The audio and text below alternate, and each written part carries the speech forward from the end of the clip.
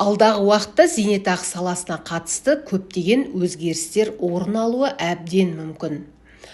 Түрлі реформаларды бастан кешуі де ғажап емес.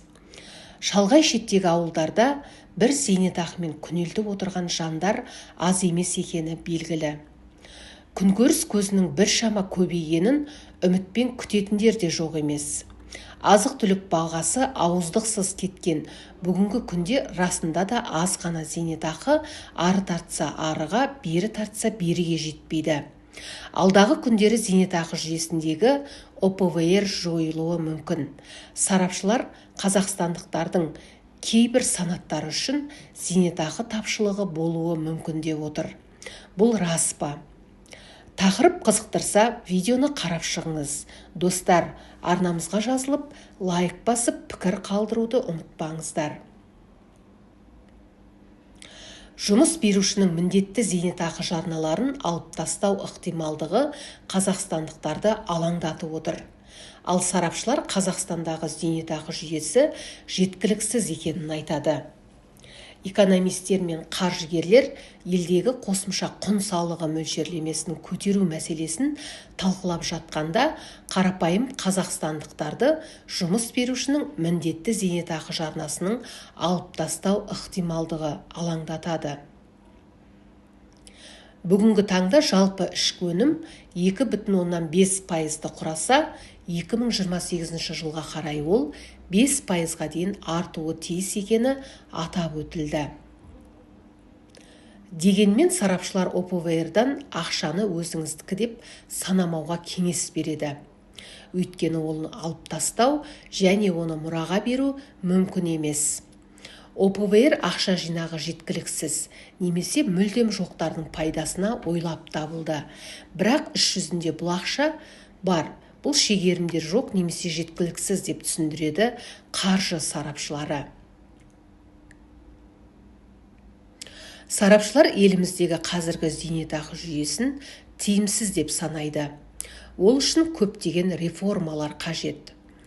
Сарапшылар ынтымақты зейнетақыны есептеу тәсілін қайта қарауды ұсынып отыр.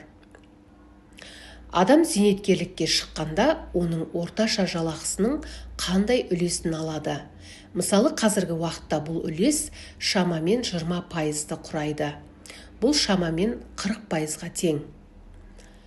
Дамыған елдерде адам жалақысын алып, зейнеткерлікке шыққанда, бұл оның бұрынғы жалақысының шамамен 70%-ын құрайды.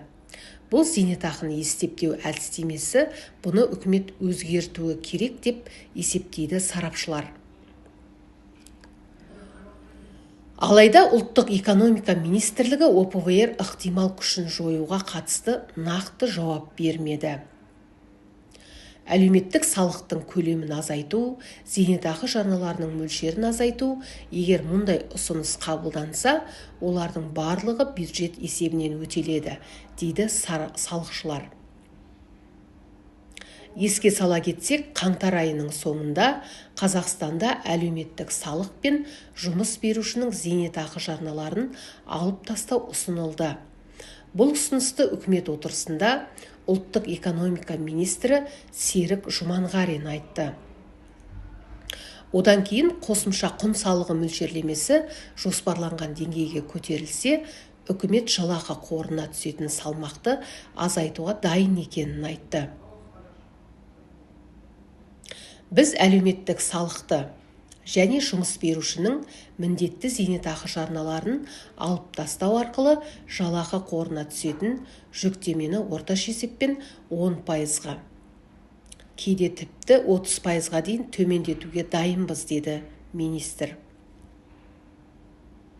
Айта кетейік, Қазақстанда жұмыс берушінің міндетті зейнетақы жарнасы тек 1975 жылы және одан кейін туған азаматтарға ғана төленетінін айта кетсек. Бұл ақ ұрпаққа қатысты емес. Енді ОПВР арқылы жинақталған жинақ Қазақстан халқына тиесілі емес. Сарапшылар бұл ақшаны инвесторлардың жеке зейнетақы шоттарына бағыттауды ұсынады. Алдағы уақытта зейнетақы жүйесіне қатысты көптеген жаңалықтар орын алуы әбден мүмкін.